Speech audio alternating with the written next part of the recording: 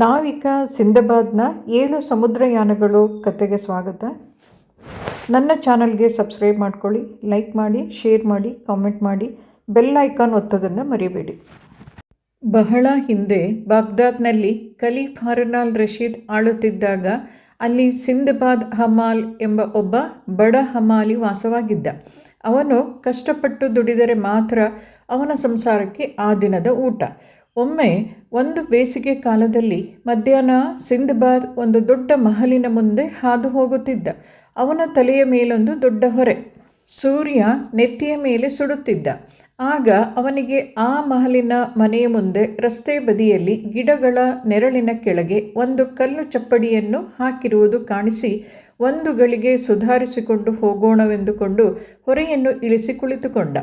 ಆಗ ಅವನಿಗೆ ಆ ಮಹಲಿನ ಗೇಟಿನ ಒಳಗಿನಿಂದ ಯಾವುದೋ ಮಧುರವಾದ ಸಂಗೀತ ಹಾಗೂ ಕೆಲವು ಜನರು ಖುಷಿ ಖುಷಿಯಾಗಿ ಹಾಡುತ್ತಿರುವ ಧ್ವನಿ ಎಲ್ಲ ಕೇಳಿಸಿತು. ಸಿಂದಬಾದ್ ಹಮಾಲ್ ಕುತೂಹಲ ತಡೆಯಲಾರದೆ ಎದ್ದು ಗೇಟನ್ನು ಸ್ವಲ್ಪ ದೂಡಿ ಒಳಗೆ ನೋಡಲು ಪ್ರಯತ್ನಿಸಿದ.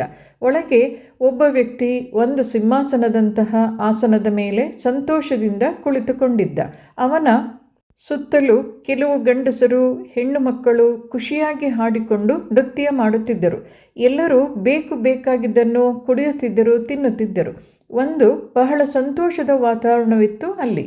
ಅಷ್ಟರಲ್ಲಿ ಗೇಟನ್ನು ಕಾಯುವ ಜವಾನ ಓಡಿ ಬಂದು, ಯಾರು ನೀನು, ಹೋಗಿಲ್ಲಿಂದ ಎಂದು ಜೋರಾಗಿ ಬೈಯುತ್ತಿದ್ದ. ಇನ್ನೇನು ಅವನು ತಿರುಗಿದ.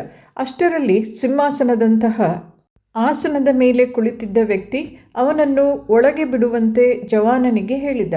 ಸಿಂದಬಾದ್ ಹಮಾಲ್ ನಿಧಾನವಾಗಿ ಹಿಂಜರಿಕೆಯಿಂದಲೇ ಒಳಗೆ ಹೋದ. ಕುಳಿತಿದ್ದ ವ್ಯಕ್ತಿ ಅವನನ್ನು ಹತ್ತಿರ ಕರೆದು, ನೀನು ಯಾರು, ನಿನ್ನ ಹೆಸರೇನು ಎಂದು ಕೇಳಿದ. ಇವನು, ನನ್ನ ಹೆಸರು ಸಿಂದಬಾದ್ ಹಮಾಲ್ ಎಂದಾಗ ಆ ವ್ಯಕ್ತಿ, ಓಹ್, ನನ್ನ ಹೆಸರು ಕೂಡ ಸಿಂದಬಾದ್ ನಾವಿಕ ಎಂದ.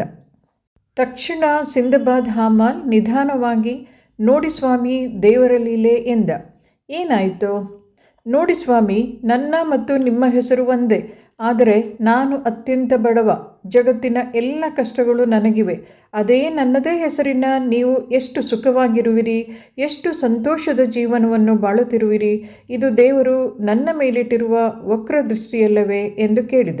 ಇದನ್ನು ಕೇಳಿದ ನಾವಿಕ ಸಿಂದಬಾದ್ ಮುಗುಳ್ನಗುತ್ತಾ, ನೀನು ನಾಳೆ ಬಾ, ನಾನು ನನ್ನ ಕಥೆಗಳನ್ನು ಹೇಳುತ್ತೇನೆ.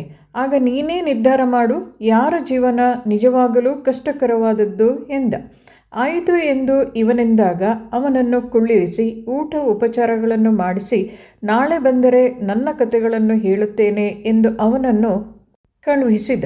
ಮಾರನೆಯ ದಿನ ಸಿಂದಬಾದ್ ಹಮಾಲ್ ಅಲ್ಲಿಗೆ ಬಂದನೆ. ಮುಂದೇನಾಯಿತು ಎಂದು ಮುಂದಿನ ಭಾಗದಲ್ಲಿ ನೋಡೋಣ. ಧನ್ಯವಾದಗಳು.